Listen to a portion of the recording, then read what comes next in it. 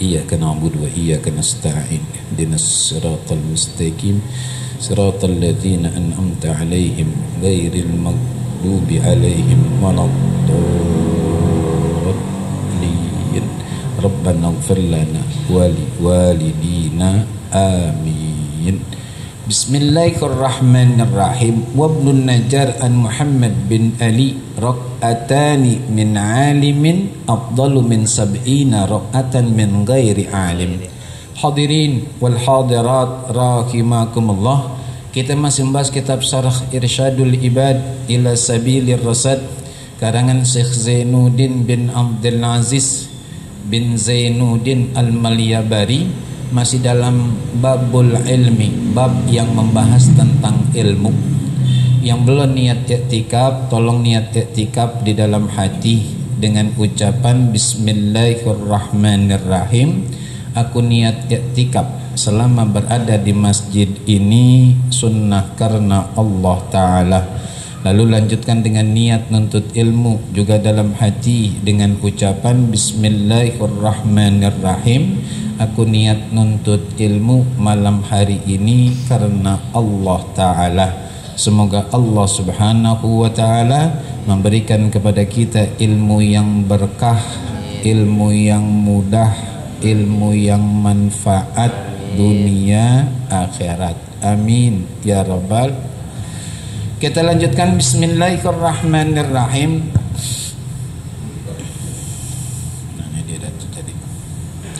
Wa ibnun Najjar an Muhammad bin Ali rak'atani min alimin afdalu min sab'ina rak'atan min ghairi alim.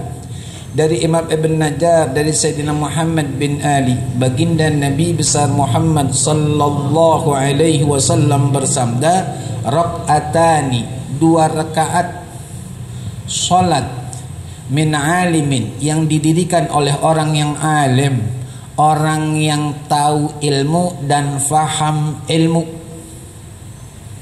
Afdalu min sab'ina rak'atan min ghairi alim, lebih utama, lebih afdal ketimbang 70 rakaat yang didirikan oleh orang yang tidak paham ilmu salat.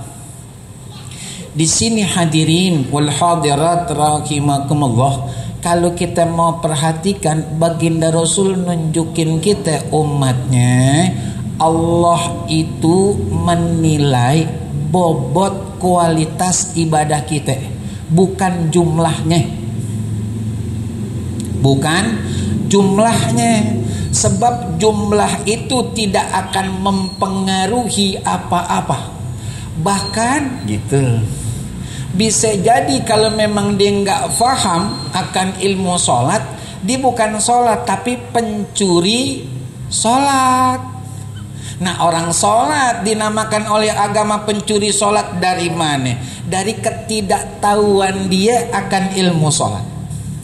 Makanya gitu, pastikan diri kita yang sudah baligh, mau judulnya laki, mau judulnya perempuan, harus tahu dan paham syarat wajib sholat.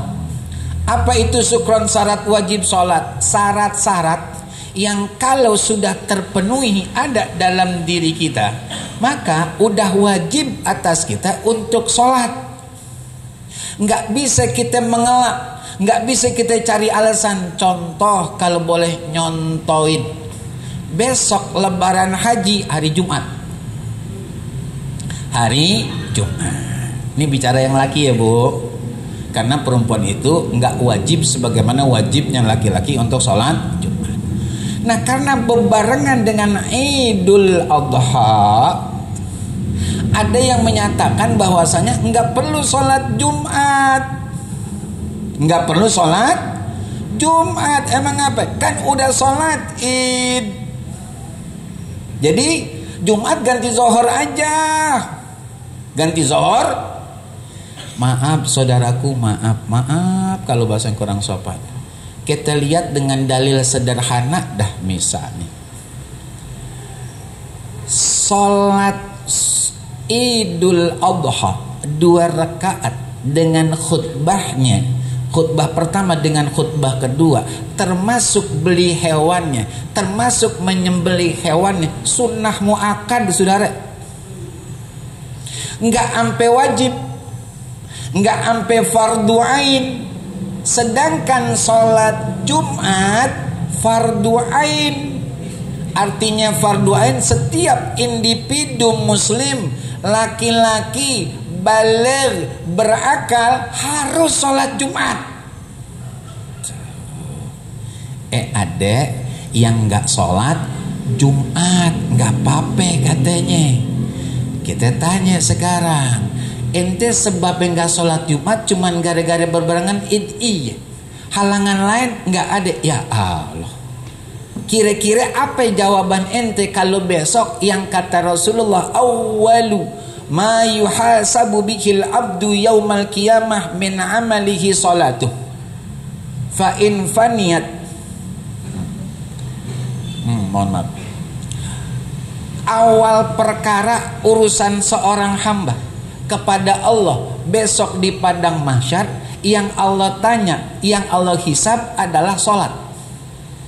Fa in salahat faqad aflah wa anjah wa in fasadat faqad khaba wa khasira. Kalau dia cakap salatnya, maka dia aflah wa anjah, beruntung dan lulus. Tapi kalau seandainya enggak seperti yang diperintahkan Allah, diajarkan Rasulullah, faqad khaba wa khasira, dia akan rugi dan akan nyesal besok di akhirat. Kalau Allah tanya, ngapain enggak sholat Jumat kemarin? Kita jawab apa? Id ya Allah. Id ya Allah. Kata Allah, mendingan usah korban, sak sholat Id, sholat Jumat aja. Allah nggak bakalan tuntut kita kalau kita nggak kurban. Allah nggak bakalan tuntut kalau kita nggak sholat Id. Emang apa? Sunnah saudara. Kan dulu juga boleh sukron zaman Rasulullah. Beliau jaraknya jauh. Taruh kita di sini nih, ya kan? Sholat Jumatnya, ya kan? Rumah kita di Tanjung Priuk dan cuma satu Masjid Riyadul Abidin doang. Kali dah. Nah 3-4 langkah ada masjid nggak sholat. Ada yang begitu di sini. Kalau kata jamaah, dia ngomong begitu. Nah hari-harinya dia kagak sholat. Hari-harinya dia nggak sholat. Nih. Jadi kalau syarat wajib, kalau udah terpenuhi dan ada semuanya pada diri kita, maka wajib untuk sholat. Nggak bisa kita beralasan apapun. Itu namanya syarat wajib.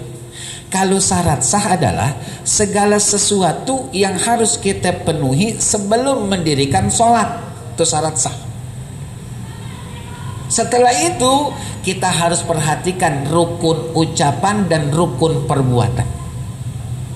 Harus ngerti rukun perbuatan itu apa, rukun ucapan itu apa. Setelah itu makruhatus sholah, hal-hal yang makruh yang kalau kita lakukan di dalam sholat itu Allah nggak suka.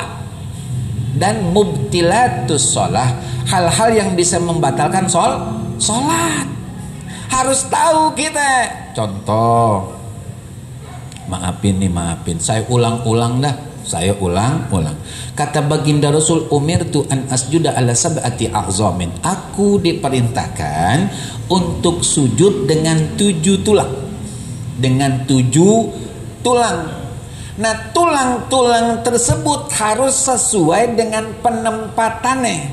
Jangan suka-suka kita. Termasuk kayak tadi nih, saya sholat kan terlambat nih tadi. Ya, maghrib. Di depan saya kakinya begini. Nih begini nih kakinya nih. Dan saya yakin beliau bukan saat itu doang sholat maghrib. Sebelumnya udah sholat maghrib. Nah kalau begitu judul nih, bagaimana dan nasibnya besok? Padahal kaki itu begini. Jadi perut kaki itu bukan ujung jari kaki, perut kaki.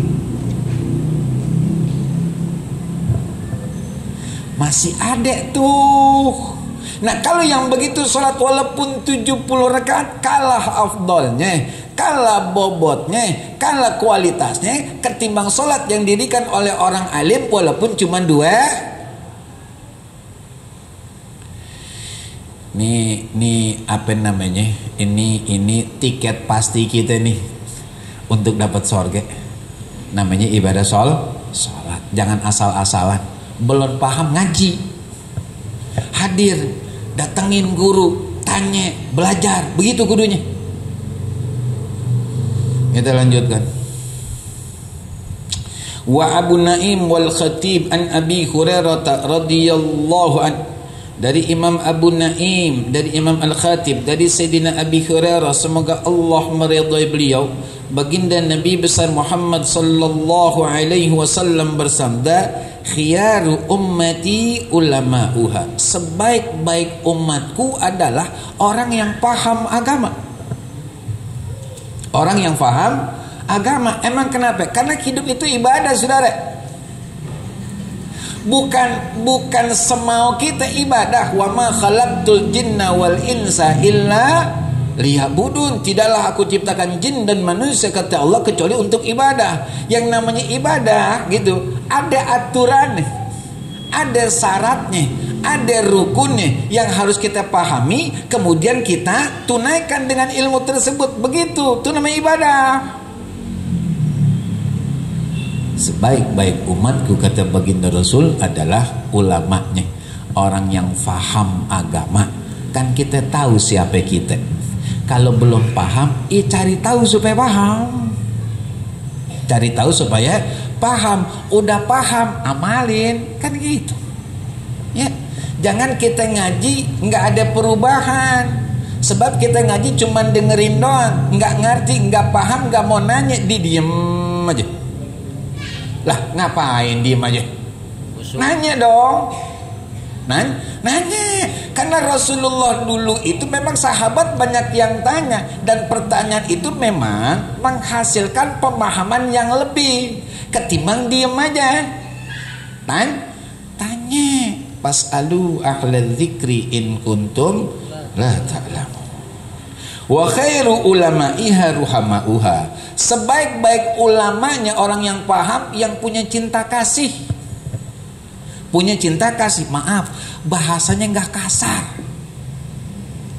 Maaf, nggak ngatain orang bodoh, goblok. Nggak ada.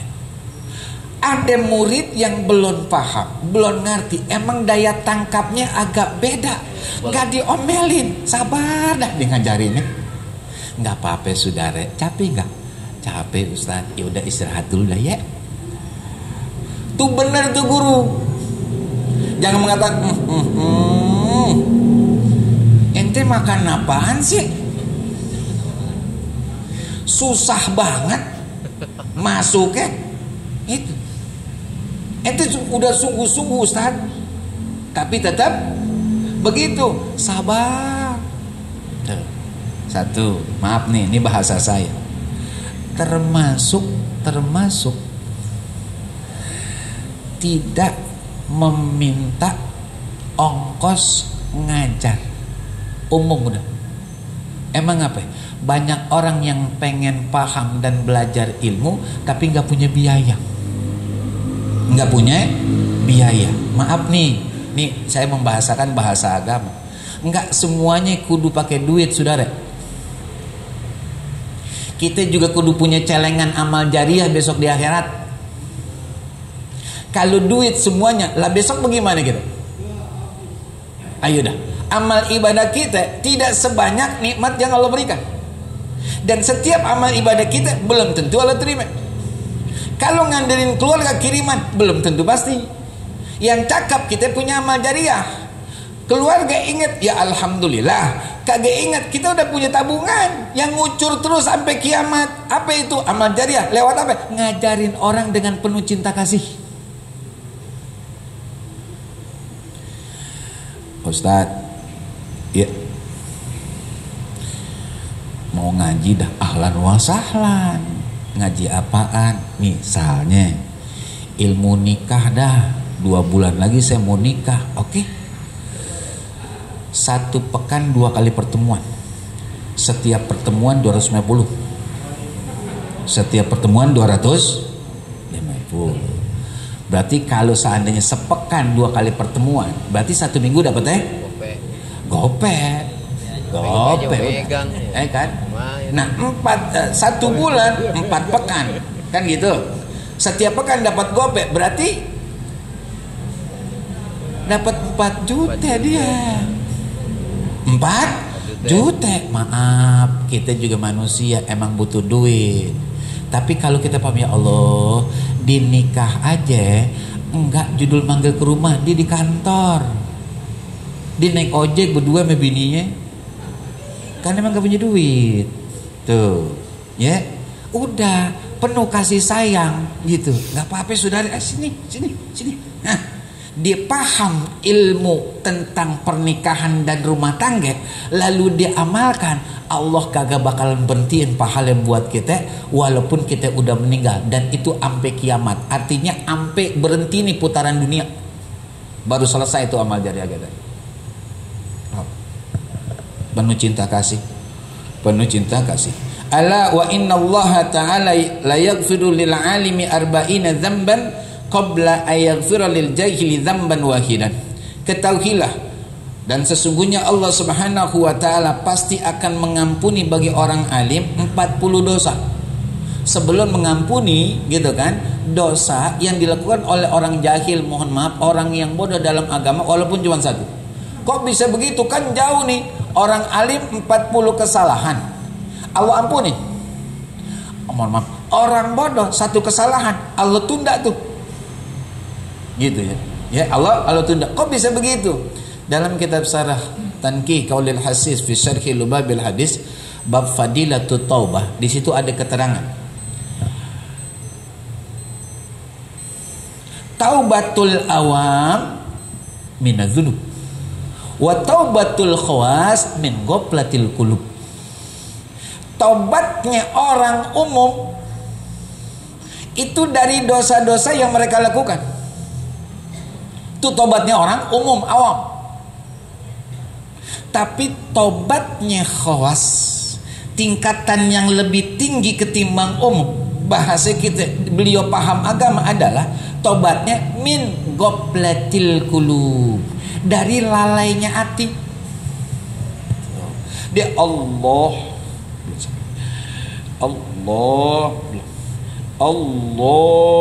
Akbar, karena beliau pengen pas takbiratul ihram dengan niat dalam hati kontak langsung sama Allah hatinya, enggak lalai. Kan ada orang Allahu Akbar, ada nggak gitu?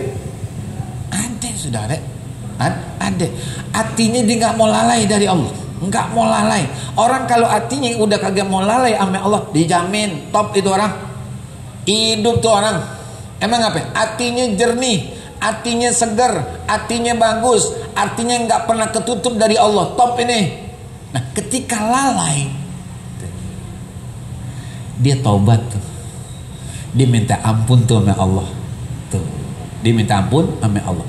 Jadi maksud kalau kita berdalil dengan yang tadi keterangan, maka maksud 40 dosa ini bukan dosa sebagaimana umumnya, tapi dosa karena lalai hati. Yang banyak orang, walaupun nggak semuanya, ya, nggak begitu memperhatikan keadaan hati. Ayo dah, kita lihat dan kita buktiin, nggak semuanya memperhatikan hati, tapi setiap kita hampir bisa dipastikan memperhatikan jasmani. Sendal kotor, sepatu kotor, malu. Motor kotor, malu. Mobil kotor, malu. Rambut ucek-ucekan, malu. Pakaian nodek, malu. Celana kusut, malu. Hati butak, biasa aja saudara. Hati butak biasa. Tapi kalau pakaian lecek, ada kotor gitu, dia nggak mau pakai. Apa lecek sama lu ah? Biasalah. Besok telanjang gitu, nggak pakai pakaian, dari ujung rambut sampai tapak kaki kita nggak ada alasnya saudara, telanjang. Yang direken sama Allah besok hati kita. Nah kalau butek kita kagak peduli, nah besok di akhirat bagaimana? Makanya orang nggak dilihat zohirnya sama Allah. Cuman sayangnya orang begitu memperhatikan zohirnya. Apa iya syukron? Itu salon. Emang memperhatikan apa? Memperhatikan zahirnya, jasmaninya. Nih ada kantongan mata, bagaimana supaya kencang? Benar? Iya. Ini agak kisut, bagaimana caranya? Ini agak hitam, bagaimana supaya glowing? Benar? Badan aromanya kagak enak, cari minyak wangi. Mandi kagak, semprot itu minyak wangi. Kan gitu saudara. Tapi maaf, sekali lagi maaf dah. Kalau kita ada musahin, ada hati yang kagak baik ame orang lain, itu salah satu penyebab amal ibadah kita Allah nggak terima. Jangankan hari biasa, Ramadan aja masih ada yang begitu. Jadi yang utama itu nggak begitu dipeduliin, yang ecek-ecek dibela-belain. Mandi susu, sang sayang aja. Sang sayang, ngapain mandi susu? Ayo dah, mau supaya ngapain? Emang kalau judulnya licin, terus ada perubahan warna di kulit kita gara-gara mandi susu, kemudian Allah nggak jadi nyekse gitu? Boleh tanya nih sama ibu-ibu, saya minta maaf sama ibu-ibu. Kalau udah mandi susu, udah ke salon, ya, kemudian ibu keluar rumah pakaiannya adalah pakai gamis, kemudian pakai cadar, kira-kira mau gak? Ayo, mau gak? Nggak bakalan mau. Dibilang mau ngapain kita ke salon syukron? Kalau semua kita tutup, ayo dah. Berarti ingin menampakkan kan? Ame siapa? Kalau dibilang ame laki kita, bohong. Kalau ngeliatin buat laki gitu, biar supaya cakep di hadapan laki, bohong. Yang ada ketek lepek buat laki ada. Ketek lepek ada. Tapi kalau cantik emang buat orang. Buat orang. Tuh. Dibela-belain buat zahir, tapi hatinya nih, maaf ya, berak. Dibiarin aja. Kan usil dan mulutnya emang hatinya berat, usil dan mulutnya itu kan dosa. Kata orang, ya Allah tuh cantik banget, ente lihat zahirnya, lihat dalamnya. Itu isi air comberan bujit 5. Oh, comberan bujit 5. Comberan 5 kan udah bau hitam najis gatal kan begitu. Itu jangan lihat zahirnya, makanya kita jangan emang udah berjalannya waktu begitu ada perubahan yang kudu kita jaga banget dan pastikan banget hati kita biar seger. Bagaimana ini supaya seger nih hati kita nih? Jangan pernah lupa sama Allah, apalagi kalau Allah udah panggil. Allahu Akbar, Allahu Akbar. Berangkat udah. Ini pentingan mana sama panggilan Allah? Ayo jujur-jujuran kita. Ini kita mohon maaf ya, nggak bicara agama, kita jujur-jujuran. Mana yang lebih penting kalau akal kita sehat? Mana yang lebih penting? Urusan proyek apa panggilan Allah? Proyek. Itu jujurnya begitu. Proyek, emang kenyataannya begitu? Kalau Allah panggil, kaget dah. Kaget saudara, emang apa? Allah itu kalau panggil, kemudian kita sholat, nggak langsung Allah kasih mana? Kata dia, ente jalan kemudian enggak gedek, tahu gedek itu kan bagus, itu dari siapa? Dari Allah saudara, bukan usaha ente, itu rezeki namanya. Ente tanya Allah kasih apa? Maaf ya, akalnya sehat gak? Hati ini kita nih, makanya kalau hati udah sehat ya Allah top banget udah. Allah panggil kita berhenti Allah panggil asli itu. Kalau masih kagak mau nengok juga, kalau bahasa kita gitu, kata Allah nggak mau nengok juga, besok saya nggak pakai suara kata Allah manggilnya. Terus kirim malaikat Israel, selesai urusan. Enggak ada malaikat Jibril, saya mau sholat, kagak ada kata malaikat Jibril. Sekarang mau sholat kagak ada kata malaikat Jibril, mau kata apa? Nih, ya jangan begitu. Karena panggilan-panggilan Allah itu beraneka ragam. Ada yang namanya azan, ada yang namanya maklumat dari pengurus masjid, musola, majelis taklim, itu panggilan Allah. Itu panggilan Allah. Ada orang yang minta-minta, itu panggilan Allah. Panggilan Allah. Ada laki manggil bininya, itu panggilan Allah. Saya ngeliatnya ke sono aja, nggak enak ke sono. Itu panggilan Allah tuh. Karena kalau bini nyautin panggilan laki, top udah. Neng, iya Bek, maaf ya kita duluan ya, lagi manggil. Oh ilah segitunya, sorge nih, ini sorge nih, ada nggak begitu? Ada, dia cuma nyengir doang. Ada. Ada. Bentar saya liatin dulu adiknya soalnya. Oh nggak kelihatan. Jarang saudara. Neng, ya Allah astagfirullahaladzim lupa. Iya bang, iya Bek, iya. Jalan gitu langsung pulang ke rumahnya. Wah Allah, dari 1000 cuma 7. Dari 1000 perempuan nih lagi pada kumpul, dipanggil sama lagi cuma 7 yang nyautin. Sisanya tuh 900 sekian. Tublak semua di situ. Itu panggilan Allah saudara. Emang apa? Laki-laki alias suami diberikan kelebihan oleh Allah dan harus dihormati oleh istri. Bukan kepengenan laki-laki, tapi Allah yang ngangkat. Tuh. Begitu Bu. Allah yang ngangkat. Laki panggil sautin. Walau teman-teman la ilaha illallah, biar kata istri solehah tuh. Biar kata istri sol, biarin dah ente mau bilang apa dah. Aneh mau ikut suami saya dah. Nggak mungkin saya ngintilin laki orang. Emang apa? Kunci surga saya dipegang sama laki saya. Nggak mungkin sama laki orang. Kan ibu-ibu atau istri-istri sekarang lebih kagum laki orang ketimbang lakinya. Maafin ya, maafin kelebihan jadinya, maafin ya. Iya, dia lebih coba daerah.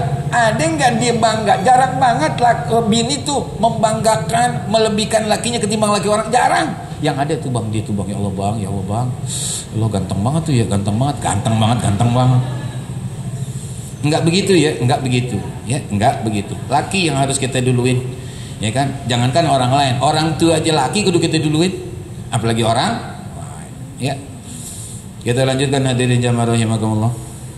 Jadi kata baginda Rasul begitu, dosa orang alim 40 ya kan, Allah ampunin sebelum mengampuni satu dosa dari orang jahil. Karena dosa orang alim itu bukan dosa umum biasa ini orang awam, bukan. Lalai hati gitu, ya. Karena beliau faham, Nah. Kemudian ala wa innal alimar rahima yaji'u yaumal qiyamah wa inna nurahu qad adha'a yamsi fihi ma bainal masyriq wal maghrib. Dan ketahuilah kata baginda Rasul, ya kan, orang alim yang punya cinta kasih, yang punya cinta kasih dalam dirinya, dan dia sebarkan, dia bagikan kepada murid dan jamaahnya, besok hari kiamat dia akan datang, dan cahaya dia kata baginda Rasul, qad adha'a yamsi fihi ma bainal masyriq wal maghrib, telah menyinari jalanan yang dijalani antara timur dan barat. Terang nih, terang. Itu ilmu orang alim. Maaf ya. Kalau kita udah tahu kayak begini, apa iya masih kita sok sibuk nggak mau datang ke majelis taklim? Kan banyak orang sekarang, mohon maaf ya, jalan ke Pentong, jalan Nyandung, jalan Ngerabah. Emang apa? Dia nggak punya cahaya, dia nggak punya senter, dia nggak punya lampu. Kok nggak punya lampu? Dia nggak pernah datang ke majelis taklim. Yang cahayanya ada di sini, di guru-guru kita. Ambil, walaupun sekedar pelita, jalan kita selamat kok. Tapi ente gak mau. Ente lebih ngejar yang rezeki banyak orang cinta, tapi kata agama itu adalah nikmat Allah paling rendah. Ente oyok-oyok lah.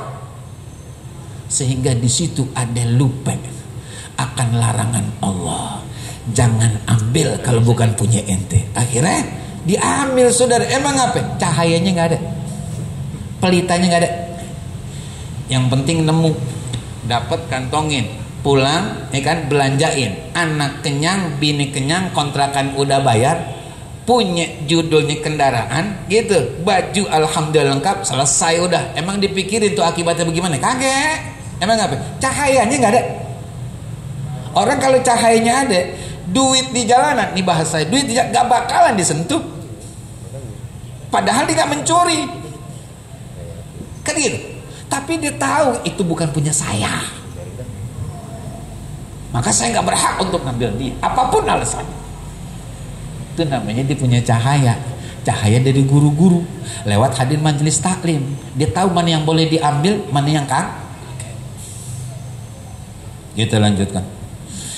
Kama yadhi'ul kaukab ad-durri, sebagaimana cahaya dari bintang-bintang di langit. Kan ulama digambarkan begitu sama Rasulullah. Ulama itu seperti bintang-bintang di langit. Atau aja meninggal gelap, atau meninggal lagi gelap, atau meninggal lagi gelap, atau. Nah kalau udah nggak ada bintang-bintang yang mencahayakan, yang menyinari ini bumi pada malam hari, semua orang gelap hidup udah. Gelap. Kalau udah gelap, apa aja dikerjain udah, apa aja disamber udah gelap. Sekarang masih ada cahaya, masih ogah juga. Kan ini ulama-ulama Bangka, alhamdulillah, walaupun tidak sebanyak buncit. Gitu. Mau seniornya kek, mau juniornya kek, masih ada cahaya. Datengin apa? Datengin, Sukron, saya udah belajar. Iya. Tentang toharo. Iya. Terus kalau datang lagi emang salah? Rugi gitu? Kaget saudara, cakep. Orang sombong adalah orang yang merasa ilmunya udah cukup dan gak perlu belajar lagi. Itu sombong. Otomatis langsung jatuh tuh di hadapan Allah. Gak ada nilainya sama sekali. Emang apa? Takabur, berlawanan dengan ilmu yang dimiliki. Ngaji apa? Emang salah kita duduk ngaji gitu? Kan gak salah. Tapi kan dia ilmunya rendah. Gak boleh sombong saudara. Ilmu yang paling tinggi cuman Allah, wa ma utitu minal ilmi illa qalila. Allah berfirman, enggak aku berikan buat kalian wahai hamba-hambaku ilmu kecuali dikit. Yang dikit ini jangan dijadikan bahan kesombongan. Karena kata baginda Rasul, mohon maaf, kata Allah dalam hadis qudsi, kesombongan dan kemuliaan adalah sarungku dan juga sorbanku. Barang siapa yang mau menyaingi aku dengan salah satu dari keduanya atau dua-duanya, pasti qadzaftuhu finnar. Aku benamkan dia di dalam neraka. Ngaji bang, apa sih ngaji? Ya Allah, kan enak. Kita oh ini keterangannya begini, ini keterangannya begini, ini keterangannya begini. Oh ini ada pembahasan baru, ini keterangan baru. Kan begitu. Saya terus terang nih, mohon maaf, rekaman-rekaman yang di Rul Abidin dari Ustadz Haji Adi Sulaiman bin Haji Abdul Rasid dan juga kawan-kawan kru, itu saya lihat tuh, termasuk yang kemarin nih. Oh, nih ada baru nih. Oh, nih ada baru nih. Oh, ini ada baru nih. Gitu. Walaupun misalkan masalah korban itu udah sekian kali tuh pengulangan-pengulangan, tapi kan ada hal yang baru, saudara. Jangan membatasi diri, kemudian menonjolkan diri, membatasi diri, saya nggak mau datang. Menonjolkan diri, tentang korban, khatam saya udah, khatam. Dari mana ente khatamnya saudara? Paham nggak? Masih ada, bahkan banyak yang kagak paham. Walaupun udah diulang-ulang, ngaji nggak ada ruginya, nggak ada rugi. Jangan begitu, nggak baik. Kita lanjutkan. Wa Dailami an Ibnu Abbas radhiyallahu anhuma, dari Imam Dailami dari Sayyidina Abdullah bin Abbas, semoga Allah meridhai beliau berdua, Sayyidina Abdullah dan Sayyidina Abbas. Sayyidina Abdullah adalah sepupu baginda Rasul, Sayyidina Abbas adalah paman baginda Nabi besar Muhammad sallallahu alaihi wasallam. Baginda Rasul sallallahu alaihi wasallam bersabda, "Idza matal alim," jika seorang alim meninggal dunia, sawwarallahu ilmahu fi qabrih, maka Allah bentukkan ilmu beliau. Ini saya berhenti dulu sampai sini. Ya, kan kalau ilmu itu nggak bisa difotokopi, saudara. Nggak bisa difotokopi. Asli itu nggak bisa fotokopi, gitu. Dan jauh perbedaannya. Taruh misalkan guru kita biasa buka taklim eksklusif, pakai lekar untuk tatakan kitab. Beliau meninggal dunia, bertumpuk tuh lekar, udah nggak kepake lagi. Emang apa? Emang gak ada kopinya, saudara. Makanya sebelum beliau meninggal dunia, hormatin, muliain dengan cara doain dan datengin majelisnya. Itu begitu cara muliakan ulama. Bukan kita kasih teng-tengan Garuda ame parsel. Bukan, saudara. Ilmunya kita serap, ya kan? Beliaunya kita doain. Itu yang benar. Bukan dikasih teng-tengan Garuda, parsel. Ya, bukan begitu, saudara, bukan. Karena beliau pengen ketika nanti Allah sayang, ada yang ngelanjutin. Itu pahala jariah, saudara, nyambung terus. Namanya sanad ilmu tuh. Terus-terusan tuh jadinya. Begitu kudunya kalau kita ngaji. Ya. Oh, kan kita udah, maaf ya kalau bahasanya kurang sopan ya, kita udah kasih anoan. Ilmu ulama itu mahal, saudara. Kan begitu kata Sayyidina Ali, barang siapa yang mengajarkan aku satu huruf, maka aku menyediakan diriku untuk orang tersebut. Apakah aku mau dijadikan budaknya atau aku mau dijual, aku siap. Udah satu huruf tuh. Sekarang guru kita huruf hijaiyah berapa banyak? Kayak gimana kita menghormatinya? Ya yang kita belum kenal guru-guru jauh banget kita datengin. Nah guru ngaji kita di samping rumah enggak kita tengok-tengok. Bener gak? Ayo dah kita jujur-jujuran dah. Pokoknya sih ziarah. Bukan gak boleh saudara, ahlan wa sahlan, cakep. Tapi ini guru kita nih, yang kita bisa baca Quran gara-gara beliau yang ngajarin. Ini kita tinggal. La ilaha illallah. Kalau beliau kagak redo, bantet ilmu kita saudara. Ya, Allah gambarkan, Allah bentuki ilmu beliau itu kelak di alam kubur. Kemudian yunisuhu ila yaumil qiyamah, bikin senang ini orang alim, ya kan, sampai hari kiamat di kuburan itu, biar kuburan beliau nggak sepi. Ada temannya berupa apa? Ilmu beliau. Makanya kalau ngaji nggak apa-apa satu ilmu tapi paham. Setelah itu kita amalin. Lalu setelah itu kita ajarkan bini kita ajarkan anak turun kita, ajarkan mantu kita. Itu bakalan jadi pendamping kita tuh, penyenang kita besok di kuburan tuh.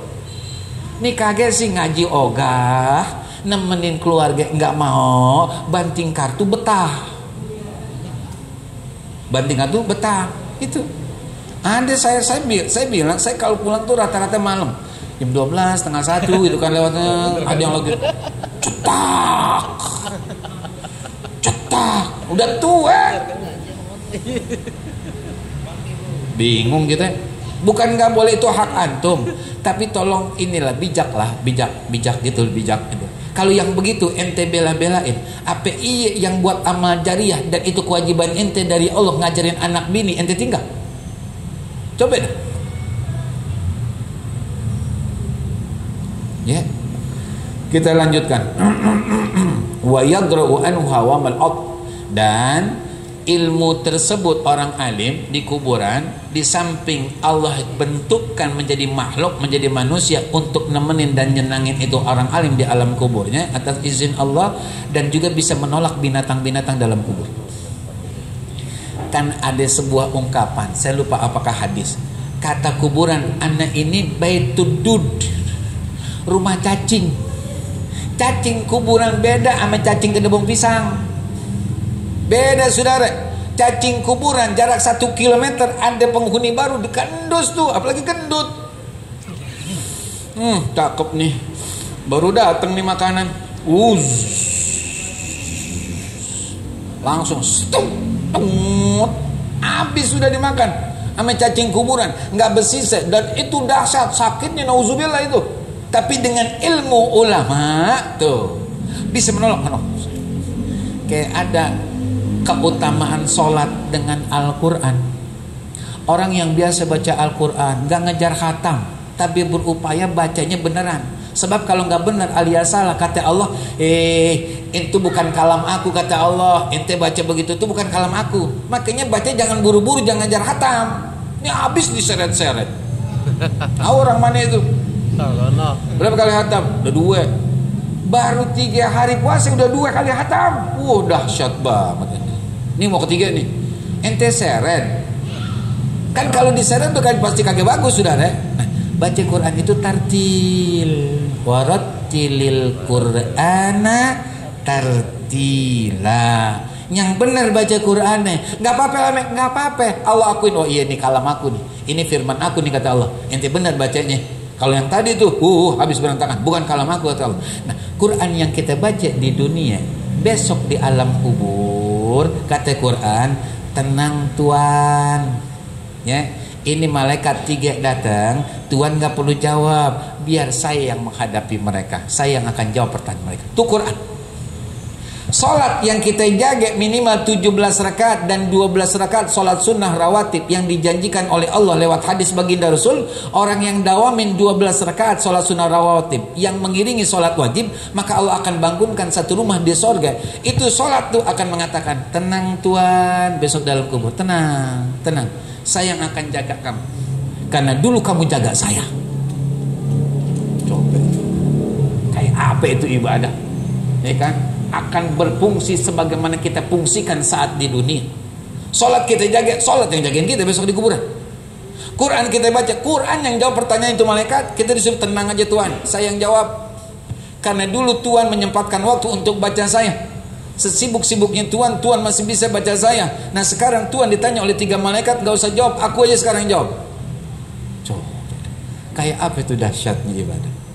Makanya jangan ikutin nafsu. Ya, ikutin Allah, ya kan, jalankan tuntunan Rasul.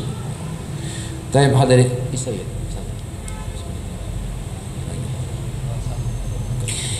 Wa Abu Syekh wa Dailami an Ibn Abbas radhiyallahu anhuma, dari Imam Abu Syekh, Imam Dailami, dari Sayyidina Abdullah bin Abbas, semoga Allah meridhai beliau berdua.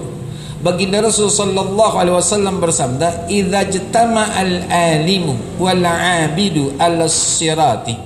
Jika berkumpul atau dikumpulkannya orang alim dan ahli ibadah al-sirati, di atas jembatan. Besok kan kita salah satu ujian, ya kan, di akhirat adalah menjembat di sirat. Dalam kitab Daqaiqul Akbar fi Dzikril Jannati wan Nar itu ada pos-pos tuh, sepanjang perjalanan ada pos. Satu pos, misalkan pos A ke pos B itu jarak perjalanan 3000 tahun. Jalannya enggak lurus begini, sudah gelap. Kanan kiri menjilat-jilat api neraka jahanam. Jatuh manusia ke dalamnya 70 tahun baru sampai. Itu di antara dahsyatnya jembat. Makanya gampang-gampangin sampai kaki ke masjid, enteng-entengin ke majelis taklim. Ibu-ibu juga begitu, jangan cuman gerayak-groyok. Ikhlasin jalan. Mau kemana sih Bu Haji? Ngaji insya Allah. Oh iya, beneran ngaji tuh. Nih izin sama lakinya ngaji, sampai di majelis taklim gurunya belum datang, main HP. Gurunya datang di ngobrol, nah ngajinya kapan? La ilaha illallah. Ya, nih ayo supaya besok jembat itu lancar, saudara. Emang apa? Kan kita pakai kaki kita. Jangan sampai ngesot repot, saudara, atau terbalik sebelah. Ya tublak saudara, tublak nyemplung 70 tahun baru sampai dasarnya neraka. Tuh apinya udah menjilat-jilat tuh di pinggir jembatan tersebut, di pinggir sirat, udah menjilat-jilat. Keadaan gelap gulita, satu pos ke pos yang berikutnya jarak 30.000 tahun. Mau bagaimana nasibnya? Makanya gunakan nikmat sempurna tubuh sesuai perintah Allah. Laqad khalaqnal insana fi ahsani taqwim tsumma radadnahu illa alladzina amanu wa tawassaw bil haq. Menjadi wal asri. Gimana sih ceritanya? Falahum ajrun gairu. Maka bagi dia pahala yang enggak putus-putus dari Allah Subhanahu wa taala. Emang apa? Udah sempurna dibikin cantik lagi. Apaan? Kerjaannya bagus, bernilai ibadah, cakep. Enggak aspal-asapilin jadinya. Ya. Nih, dikit lagi mohon izin. Ya, al-sirat qila lil 'abid. Maka ada suara yang berkata kepada ahli ibadah, udkhulil jannata wa tana'am bi ibadah. Masuk surga deh, dan nikmatilah apa yang ada di surga, buah dari ibadah kamu waktu di dunia. Itu buat ahli ibadah, silakan masuk surga. Ya kan, ada suara mengatakan demikian. Wakilah, dan ada suara lagi lil alim, bagi orang alim ketika ada di jembat situ tersebut. Kifhuna, berhenti wahai orang alim, berhenti guru, berhenti syekh, gitu kan. Berhenti kiai, berhenti wahai tuan guru, habib, berhenti dulu. Kifhuna, berhenti dulu sini. Apa tulisnya? Fasfa liman ahbabta, berikan syafaat pertolongan bagi orang yang kamu cintai. Maka di sini kita mencintai orang tua kita cintai, guru-guru kita cintain, tulus nih. Jangan ngarepin apa-apa, tulus. Tuh, begitu gurunya. Ketika guru manggil ke apapun, iya siap laksanakan guru, siap laksanakan. Tolong ambilin tas saya, siap guru. Begitu gurunya. Jadi guru itu timbul rasa cinta sama kita. Kan kalau orang tua kita dulu, mohon maaf, kalau ngaji sama guru nggak langsung ngaji, suruh nimbe, suruh nyapu, suruh iniin sapi kayak Buya sama Guraib. istilahnya kan begitu, nerima tuh gitu loh, patuh aja udah, nanti guru akan cinta sama kita. Kalau guru udah cinta, ilmu berapapun yang dikasih sama beliau berkah. Besok di akhirat ketandaan sama guru kita, ketika Allah mengatakan kib huna fasfa liman ahbabta, berhenti di sini wahai ustaz, berhenti di sini wahai guru, berhenti di sini kata Allah. Kemudian fasfa liman ahbabta, berikan syafaat kepada orang yang kamu cintai. Kita lihat, oh Jamaah Riyadul Abidin, ya kan? Kata guru kita Kiai Haji Rifyan Hidayat LC, Allah yarham rahmatal abad. Kata guru kita Kiai Haji Marzuki Arman Abdul. Kata guru kita Kiai Haji Mamun Khatib. Ini Riyadul Abidin, sini. Nih ya Rob, sini. Datang kita. Kenapa ya guru? Sini. Yuk masuk surga bareng yuk. Selesai urusan saudara. Gitu loh. Nih guru diceritain. Kalau dia kagak enak ngajinya. Lame. Bahasanya kita kagak ngerti sama dia. Dia masih betah aja ngaji gitu. Saya mau pulang tanya. Man kelihatan aja sama dia jadi saya jadi kagak pulang. Nah gurunya digibahin. Ya orang biasa aja digibahin, pahala kita angus. Gimana guru kita gibahin? Jangankan yang hidup, yang mati masih digibahin. Orang sebelah sana nggak ada di sebelah sini. Pindahan dari sini. Cuman pindah kemari. Diri juga jadinya. La tasfa lihadin illa sufi'ta. Ya kan? Faqama maqamal anbiya. Maka sesungguhnya tidaklah kamu memberikan syafaat saat itu atas izin Allah, pasti Allah terima syafaat kamu. Pasti Allah izinin, pasti Allah terima. Begitu, ya. Artinya siapapun yang ingin kamu berikan pertolongan, Allah terima udah. Emang apa? Berkah dari ilmu yang beliau miliki, berkah kita jadi murid. Kemudian dikatakan faqama maqamal anbiya, maka guru tersebut berdiri gitu kan di kedudukan para nabi-nabi yang diutus oleh Allah Subhanahu wa taala. Hadirin wal hadirat rahimakumullah, udah masuk waktu Isya. Kita baca Fatihah. Kita maklumat. Terima kasih pada guru kita Kiai Haji Syukran Mahmud bin Abu Yahya dan Muhammad yang telah menyampaikan kajiannya. Mudah-mudahan nasihat mau'izah yang beliau sampaikan bisa menjadi tambahan ilmu yang bermanfaat buat kita semua. Amin Allahumma amin. Sebelum kita tutup dengan doa penutup, ada maklumat yang ingin kami sampaikan atas nama DKM Masjid Riyadul Abidin. Yang pertama, insyaallah kegiatan sholat Idul Adha di Masjid Riyadul Abidin akan diadakan pada hari Jumat nanti tanggal 6 Juni 2025, dimulai dari pukul 6.30 atau sholatnya itu akan dimulai pada jam 6.30 atau setengah 7 pagi. Kemudian yang kedua, penyembelihan hewan kurban insyaallah akan dilaksanakan pada hari Sabtu tanggal 7 Juni 2025 mulai jam 6 pagi. Kemudian panitia kurban Masjidul Abidin memberikan layanan fasilitas ibadah kurban Bapak dan Ibu sampai pada hari Senin tanggal 9 Juni 2025 ba'da salat asar atau hari terakhir daripada hari tasyrik. Kemudian yang keempat, bagi jamaah yang mendapat kupon kurban hanya dapat ditukarkan paket kurban pada hari Sabtu tanggal 7 Juni 2025 sesuai jam yang berlaku. Yang jadi kupon itu bisa ditukarkannya pada hari tersebut. Ya, di kupon tanggal 7 ya berarti tanggal 7, tidak lebih nggak kurang. Kemudian yang terakhir, permohonan atau himbauan kepada jamaah yang mendapat kupon kurban agar bisa menjaga kupon tersebut dengan amanah. Ya, segala penyimpangan atas kupon tersebut kami serahkan kepada Allah Subhanahu wa taala dan kami akan ambil tindakan khusus, ya, dalam artian jangan sampai kupon yang saat ini kita terima itu ada yang menggandakannya, iya, atau ada yang memalsukannya, ya. Itu yang diterima sekarang ini itu resmi dari Masjid Riyadul Abidin, ya. Jangan sampai terjadi lagi kejadian yang tempo hari ada yang memalsukan atau menggandakan kupon tersebut, ya. Insya Allah kalau ketahuan dari pihak masjid risikonya ditanggung bersama, bukan pribadi gitu ya. Oke, untuk doanya kita mohonkan pada guru kita Kiai Haji Syukron Mamun bin Abu Yaqi Anam Muhammad. Terima kasih.